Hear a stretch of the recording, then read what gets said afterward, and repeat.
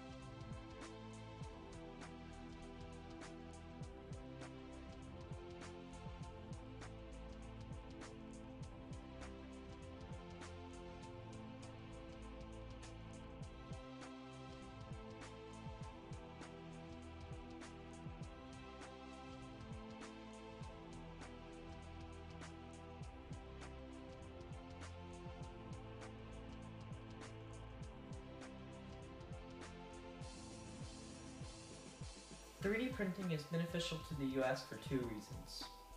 One of these reasons includes its ability to create medical prosthetics.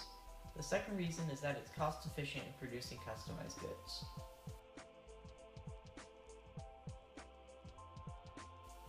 In Evan Chavez's article, he states that 3D printing dramatically lowers manufacturing costs. In his particular survey, the manufacturing cost of the item was $50, and 3D printing lowered that cost to 5 to 8 cents.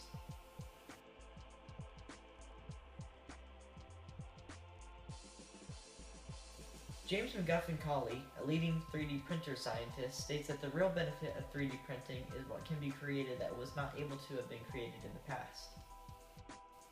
In this video clip, a man creates a prosthetic hand for his son using a 3D printer.